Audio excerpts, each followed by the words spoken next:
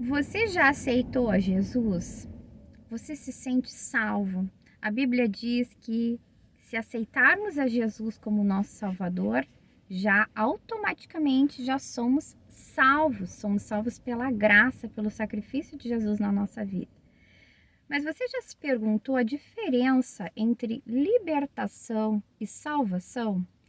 Você já pensou por que tem tantos crentes que se dizem com toda a propriedade, que são salvos, mas que têm uma vida escravizada nesse mundo, que tem tanto sofrimento, tantas lutas? A palavra do Senhor nos diz, que no mundo nós teríamos aflições, mas nós vemos cristãos com as mesmas lutas que se arrastam às vezes por anos, anos e anos. E será que Deus deseja isso para nós? Vamos fazer uma reflexão nesse vídeo, a diferença entre salvação e libertação, e quem sabe um ponto aí muito importante para a gente vigiar na nossa vida, sabendo que Deus, Ele deseja o melhor para nós aqui nessa terra. Deus tem bons pensamentos, a palavra do Senhor nos diz que Deus tem bons pensamentos a nosso respeito, pensamentos de paz, de não nos causar dano. Então, tudo que a gente pensar assim, em prosperidade, a gente pensa que é a vontade de Deus para nós. Prosperidade, parênteses, não é riqueza, não é somente, a riqueza, mas é a gente ter tudo que a gente precisa, nada faltar na nossa vida. Não faltar paz, não faltar amor, não faltar o alimento, tudo no equilíbrio. Porque a gente vê que tem muitas pessoas que têm muito dinheiro, que a gente confunde, A gente acha assim, essa pessoa é próspera, mas essa pessoa é uma miserável. Às vezes a pessoa tem dinheiro, mas não tem paz, não tem alegria. Então o que Deus deseja para nós é a real prosperidade, a gente não ter falta de nada. Mas tem muitos irmãozinhos aí, muitos de nós que carecemos de uma libertação. Eu me incluo nessa fala, porque toda a reflexão que eu faço aqui nesse vídeo, nesse canal, eu penso também sobre a minha vida. Eu não estou aqui para falar, dar o tom aí, só falar, para você que está me escutando. Primeiramente, eu penso na minha vida. E esses dias eu escutei uma pessoa falando que me chamou a atenção sobre isso, sobre salvação e libertação. E isso virou uma chave assim na minha mente. E inclusive para a gente pensar sobre isso. Por que muitos de nós, muitos cristãos que estão há anos na igreja buscando o Senhor, a gente não tem libertação na nossa vida? Então, a gente pode pensar muito sobre os israelitas lá no livro de Êxodo, Os israelitas viveram tantos anos lá escravizados no Egito e Deus deu a libertação para eles, tirou eles daquela terra de escravidão. Mas eles precisaram aí ficar 40 anos vagando no deserto para se limpar de todas aquelas influências de aprisionamento mental que eles viveram no Egito. Então Deus teve que ir lapidando eles, e que povo duro. E a gente olhando as escrituras, é muito fácil a gente acusar, dizer, ai meu Deus, eu não sei como é que esse povo caiu nessa situação, eu faria diferente. Mas conosco não é diferente. Nós cometemos os mesmos deslizes que o povo de Israel. Não é à toa que está esse relato na palavra do Senhor que se aplica muito bem na nossa vida. Porque quantas vezes nós aceitamos ao Senhor, temos a salvação, já achamos que aquilo ali já é automático para a gente ter uma vida plena, mas a gente não se dá conta que a gente precisa ir renunciando coisas na nossa vida, que a gente precisa ir tendo modificações aí de pensamento, de mentalidade, para ter uma vida boa nesse mundo, A gente precisa ter uma transformação, uma libertação das nossas convicções, muitas vezes, dos nossos equívocos, da nossa caminhada torta, para a gente ter a vida plena que Deus deseja para nós. Então, eu gostaria de te levar a pensar, que eu também levo isso para minha vida, pensar, refletir sobre isso, ver Quais áreas da sua vida você se sente triste, você se sente sobrecarregado, você sente assim, poxa, minha vida poderia ser diferente nesse aspecto. E eu quero te convidar a não se acomodar com as mazelas, com as contínuas mazelas da sua vida. Se você identifica alguma área, né, que de repente você anestesiou a sua consciência, você pensa assim, eu não vou dar bola para isso, se eu não der bola, se eu não pensar, não existe. Não é verdade. Mesmo a gente não pensando, mesmo a gente colocando lá aquela sujeirinha embaixo do tapete, o problema ainda existe. Só que às vezes a nossa covardia, a nossa tendência a se iludir com as coisas, a gente vai fingindo que não vê, né? As coisas, a gente vai se acomodando e não batendo de frente com as situações, não sendo sinceros com as coisas da nossa vida. Quem sabe você é uma pessoa que está continuamente com problema familiar, digamos assim, um exemplo, volta e meia escutando grosserias aí de alguém da sua família, e você aguenta calado aquilo ali, né? Não que a gente vai estar brigando com todo mundo, mas você simplesmente aceita aquela situação, ao invés de você se posicionar. Aqui o posicionamento que eu digo não é um posicionamento de você sair brigando com todo mundo, respondendo na mesma altura, né, se tornando igual àquela pessoa que você não gosta do comportamento.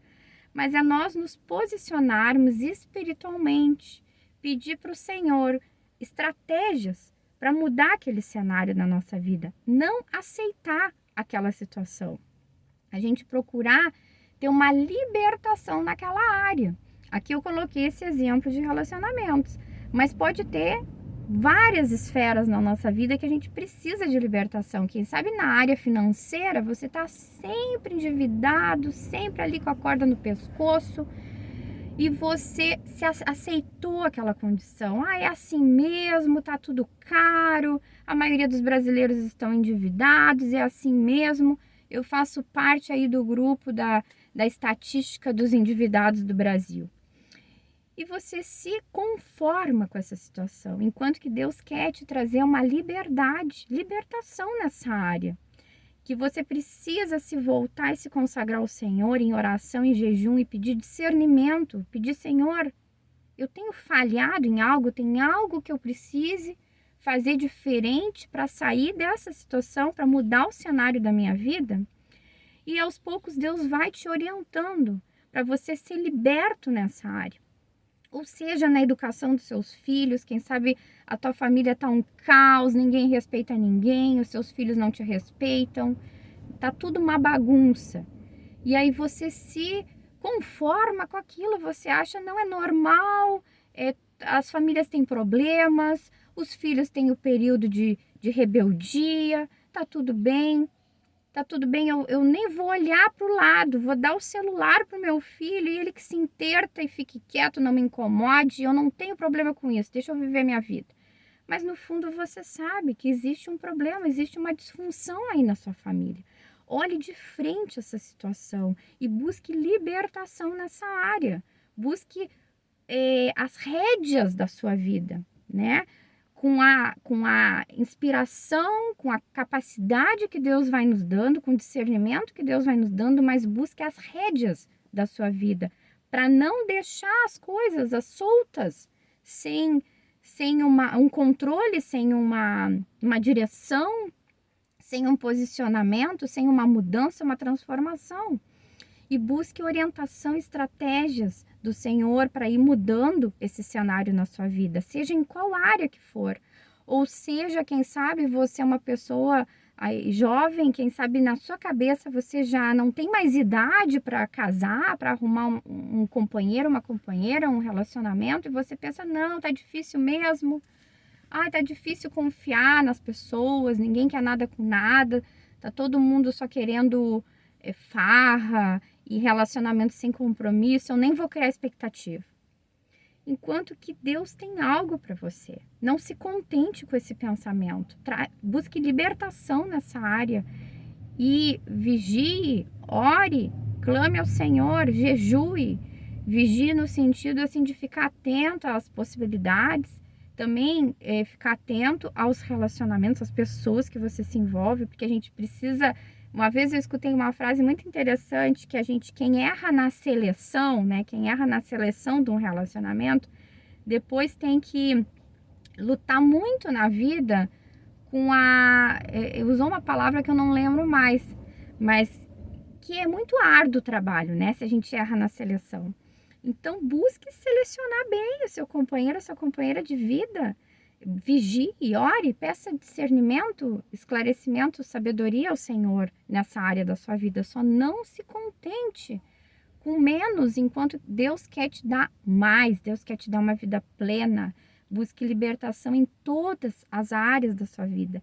E aprenda aí com a experiência dos israelitas, né? Do povo de Israel, no livro de Êxodo.